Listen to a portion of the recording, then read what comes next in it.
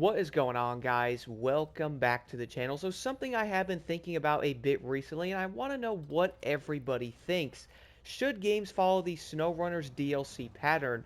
Now, a lot of people might be like, what does that mean? So if you guys are wondering how SnowRunner actually does its DLC pattern, if you haven't played it, it is basically going to release around 4 DLCs for that said season. It is actually going to be in a season pass that is normally $25. You get all 4 of these said updates that come out in that said season. The difference here with this though is you actually get new maps, new vehicles, and also all kinds of other stuff like some liveries and stuff like that. Sometimes paint jobs or even like rim upgrades and little things like that are also added. The difference with this though is they are basically going to release, and you do get all 4 of the updates if you actually buy the season pass for $25.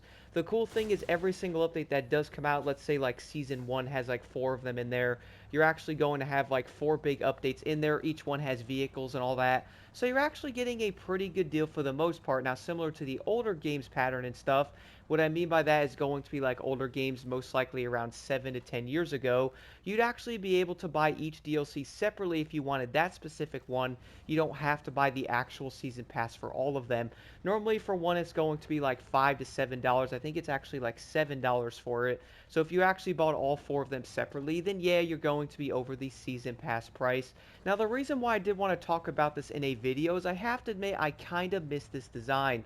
Now I am going to be making a video going over live service or the DLC for games and stuff like that because, well, that is, I feel like, going to be a really big topic I definitely want to cover. We all do know there's going to be a lot of mixed opinions on the live service part of it, and also on top of that, the DLC design that games do end up having. Although I do feel like SnowRunner actually did it in a good way though, and I also want to explain why that is. On top of that, guys, I'm also going to be doing a video on battle passes. Definitely stay tuned for that one. I also feel like that video is going to spark a lot of comments, which is probably one of the goals. But nonetheless, on SnowRunner, though, I feel like this game is going to be very niche, but I do actually really enjoy it. One thing I really did like about this is the fact that if I was to buy one of these season passes, you legit get a lot of content with it, man. Like, you're not just buying something and it's going to be like a week of gameplay. No, like, if you did play the game for like 10 to 14 hours a day, then yeah, of course you're going to beat it really quick. But if you actually play it casually, though, there is going to be a lot of time to mess around with stuff, find new trucks, get different upgrades for those said vehicles, which that's also going to be part of it. They add other upgrades into the game in those new DLCs for the other trucks. It's not going to be like game breaking or like pay to win stuff, but little things that can help you if you are using different vehicles. Now, I do understand to like a certain extent that you can look at something like this and go, well, I feel like that's kind of dope, but maybe that's not a great deal though. Like, is every single update going to have enough content? Does each season actually bring enough stuff into it to where it's really going to keep you occupied? Looking at one of the recent one, guys, Season 14 Reap and Sow, you have two 4 kilometer squared maps in Austria, which is pretty insane. 4 new vehicles in that one, also a bunch of new activities. If we look at something like the other one, which is going to be Season 13, the Dig and Drill update, that one is going to bring you a new 2 kilometer squared map and also 2 new vehicles on top of it, and then of course a bunch of new activities. Now I would say a lot of people are like, okay, this is kind of dope, but like, don't you guys think this is not going to work in a lot of other games? Here's the thing though, I really do feel like if other games followed a similar DLC pattern to it, wouldn't you guys also like to see something like this? Now, what I mean by this, though, is yeah, most games nowadays are doing like these season things, like you're going to have 2 or 3 months of content. Is it really going to be enough stuff to keep you occupied? In SnowRunner, though, you're actually going to be getting a $25 thing. If we actually break that down in something like some of the other updates and other games getting the battle passes, that is actually going to be a really good deal. The reason for that is $25 for a bundle. You get all 4 of the DLCs in it. Again, there's all kinds of new content there, a bunch of new stuff to keep you occupied. If you actually look at a battle pass or something like that in a different game, they're normally going to run you around $10 for the base one for it. If you actually did that in 4 months, that is going to be around $40. Now, I do know it's going to be every 2 to 3 months or so with most battle passes in games. which is technically going to still be more money than something like the update that's in Snowrunner. And as I did mention earlier in the video though, I will be doing like a live service versus like a DLC type of video because my goodness, I really need to talk about it.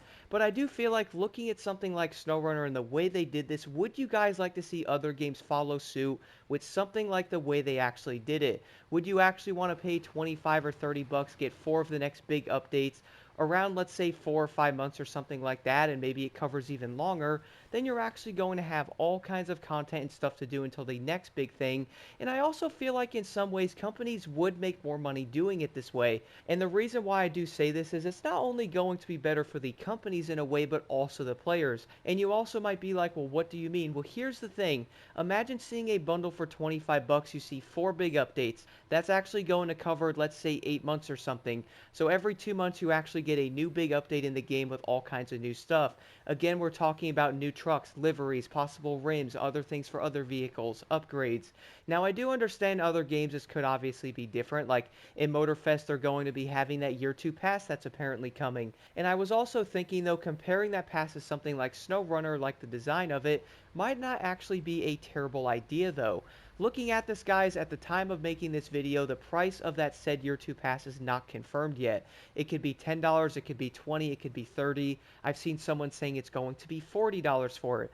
But here's the insane thing if this is actually going to be completely true, though. All I do know right now is apparently the police playlist is going to be part of that said update that you are going to have to pay for. On top of that, I believe you're getting 20 new vehicles that's going to be drip fed to you until next October. Now, you might actually look at this and go, well, wait a quick second, though. If we're actually spending, let's say, $30 on this, we get a single playlist, and then afterwards we're going to be getting cars drip fed to us. Like, that's kind of dope, but if we actually look at other updates, for example, SnowRunner with a bundle of 25 bucks, you get 4 huge updates over the course of that said time, all new vehicles, all new maps, and all kinds of new stuff to actually do. If you are spending $30 on a year 2 pass in, let's say, Motorfest, though, all you're getting is one single playlist and a couple of vehicles. I'm sure a lot of people are probably like, well, that does make sense. Also, guys, it's not that I'm hating on the game, it's more the fact that I'm comparing them. I think at this point we're allowed to because we can agree that, well, some of the prices on certain things in these games is a tad ridiculous. You're also going to be spending around $100 on certain games to where you're like, okay, so now I'm going to be spending a bundle on it. But at the same time, though, sometimes when the game comes out, like it's going to have a base price of like 60 or 70 bucks, and then you normally can get like a special edition for like 90 to 100, and then it's going to have the first season pass in it. Which, funny thing is, Motorfest did actually have the season pass attached to it. That is actually going to be why it was 100 bucks or 120 for it, because you actually got the year 1 pass that was part of it.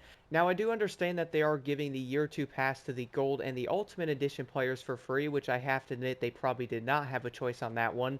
But I do want to know what you guys think about that. Would you actually rather have a big like bundle like a season pass in a game like SnowRunner, or like the big year 2 pass that's coming to Motorfest, even though they're completely different? And also one has a ton of content in it, whereas we don't completely know about the next one. Hopefully they're actually going to have a lot of stuff in there. But when I was actually playing SnowRunner recently, I went, yo, these updates are actually pretty dang impressive, man. You're getting 2 to 3 new vehicles per one. You're also getting new liveries on them. The maps are going to be packed with content, new stuff to find. You get to explore them. Like, I have to admit, they're pretty dang awesome and a lot of fun to do. Now, I also understand that I do get that Motorfest is going to be different than SnowRunner.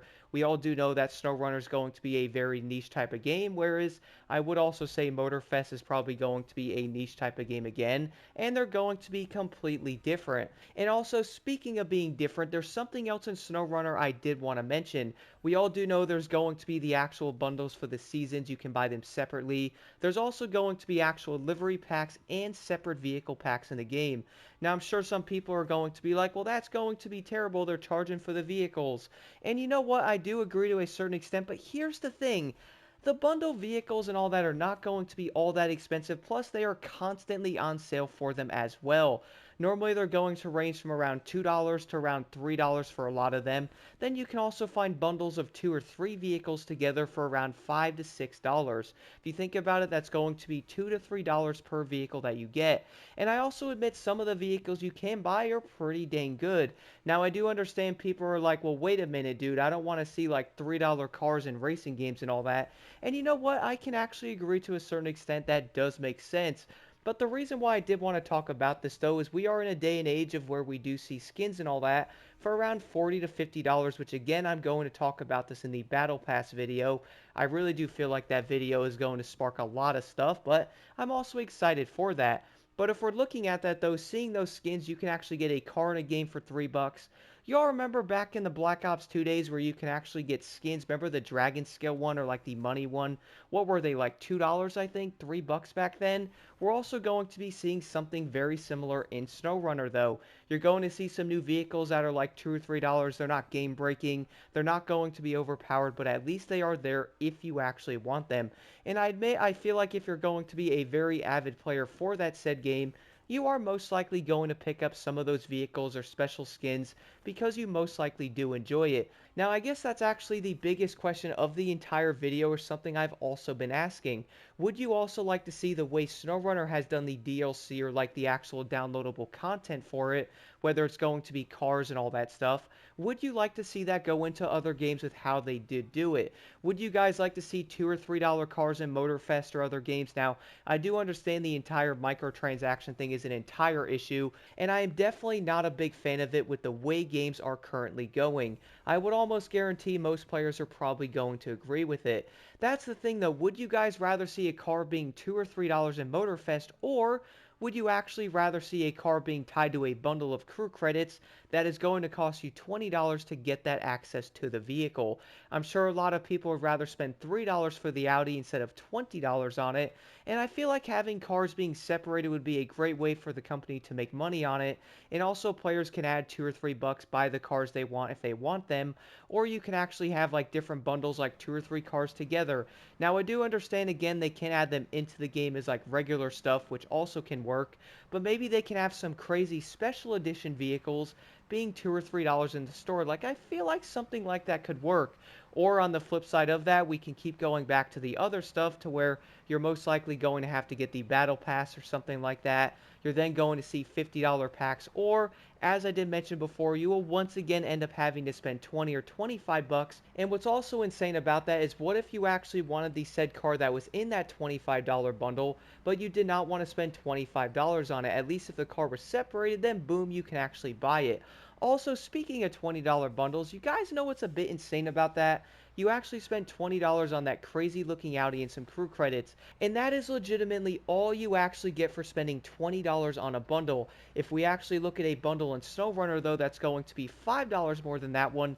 You're legitimately getting 4 separate updates with all kinds of new vehicles, all kinds of upgrades, liveries, and all kinds of stuff. Like, don't you guys think that entire thing ain't mathin'? $20 for a car and some crew credits versus $25 for that. My goodness, you can definitely see what they were most likely aiming for. Also, do let me know what you think about this in the comments below. Would you also like to see more games taking a DLC pattern similar to Snowrunner compared to what we are currently seeing in a lot of modern games nowadays? But overall though, I am really curious to know your thoughts on this. I would say a lot of players would love to see like a DLC bundle coming back in gaming, to where you're actually not going to be able to spend $25 on something and get a car and a regular crew credits pack, or something like in-game currency with a special vehicle attached to it, or you can actually spend $25 and get every single update that is coming in that season. And then if they actually want to add a little sugar on that, maybe they can have a few vehicles for being $2 or $3 if players really do want to get them. Do let me know your thoughts on this in the comments below.